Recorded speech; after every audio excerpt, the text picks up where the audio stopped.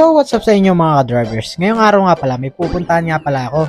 Pero bago ang lahat, ihatid ko nga pala muna ang aking kapatid na special. At syempre si Brownie muna ang gagamitin natin for today's video. At pagkatid ko nga pala sa aking kapatid guys, pumunta nga pala muna ako dito sa aming paradahan. Dahil may hintay nga pala tayo guys. Kasama natin papunta sa munisipyo. Sumilo nga pala muna ako dito guys sa paradahan namin guys dahil mainit nga pala. Ngunit datapwat subalit definitely probably sa lakas ng hangin guys, bigla nga pala dumilim agad.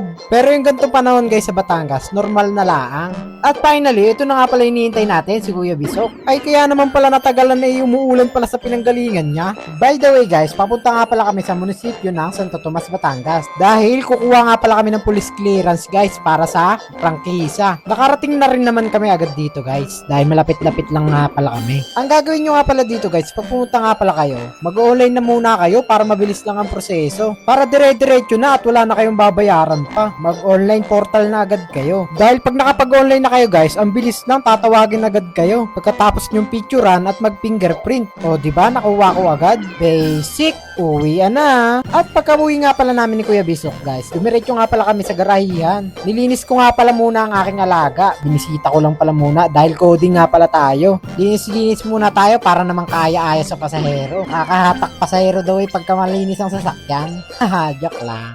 De guys, rules to sa garahiya namin guys. Kapag coding ka, lilinisin mo ang iyong alaga. Always maintenance your vehicle.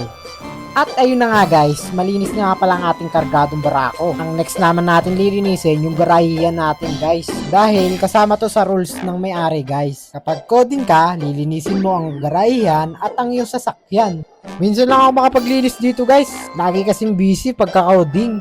Kaya pag may pagkakataon, talagang nagwawalis tayo dito guys. At saktong-sakto, nagbablog ako para makapagpasikat ako sa inyo. Haha, joke lang. Joke lang guys. Gawin nyo lang sa pag-ibig ang lahat yung ginagawa. Mahalin nyo lang palagi yung inyong mga ginagawa para magbunga parate ng maganda. At ayun na nga po mga drivers, tapos na nga pala nating linisin ang ating kargadong barako at ang garahe. Pwede na nga pala tayo makauwi, kaya hinihintay na tayo ni Brownie. Lalabas na nga pala natin siya.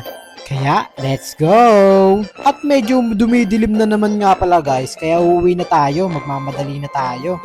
Hindi ako si Kastakli pero pauwi na ako'y uuwi na, let's go!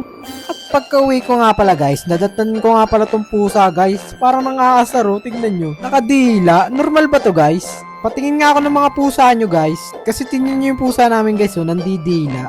Hi, si Jinyo namamalaya no, nasayang ko na naman ng ilang minuto ng inyong buhay. Hanggang dito na lang, salamat sa panonood, and love you all. Like and share for more nonsense video. Meow!